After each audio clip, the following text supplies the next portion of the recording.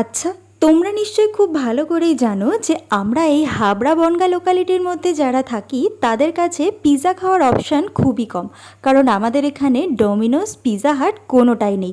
যদিও হাবড়ায় একটা ডমিনোস আছে, কিন্তু সেটা এতটাই দূরে যে সেখানে যেতে যেতে আমার পিৎজা খাওয়ার ইচ্ছেটাই চলে যায়। তবে হ্যাঁ, আমি যেহেতু পিৎজা খেতে বেশ ভালোবাসি আর আমার পক্ষে রোজ রোজ কলকাতা যাওয়া সম্ভব না, তাই ভগবান হয়তো খুশি হয়ে ডমিনোস বা পিৎজা হাট পাঠায়নি ঠিকই, কিন্তু একটা রেপ্লিকা দোকান সেটার সন্ধান ঠিক আমাকে দিয়ে দিয়েছে।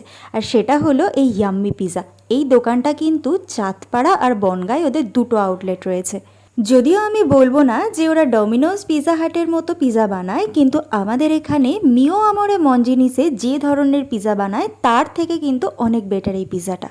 শুধু পিৎজা বললে ভুল হবে, ওদের এখানে কিন্তু পাস্তা, ফ্রেঞ্চ ফ্রাইস, চিকেনের অনেক আইটেম আছে। বেসিক্যালি ওরা ডমিনোজের মেনুটাই ফলো করে। শেষে আমি ওদের একটা মেনু কার্ডের ছবিও দিয়ে দেবো। এই যে পাস্তাটা আমি নিয়েছিলাম, এটার দাম পড়েছিল 70 টাকা। দাম অনুযায়ী পাস্তাটা মোটামুটি ঠিকঠাক খেতেই ছিল। যদিও পাস্তাটায় চিজ ছিল না, মেয়োনিজ আর মশলা দিয়ে মাখিয়েই পুরো পাস্তাটা তৈরি করে দিয়েছিল। অবশ্য সাথে কিছু অলিভ আর ক্যাপসিকামও ছিল। আসলে 70 টাকায় চিজ এক্সপেক্ট করাটা কিন্তু বাড়াবাড়ি।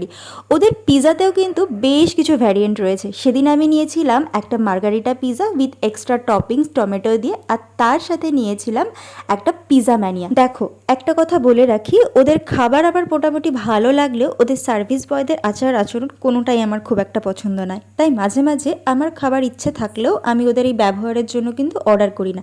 এই নিয়ে ওদের সাথে আমার অভিজ্ঞতা সত্যি বলতে খুবই খারাপ।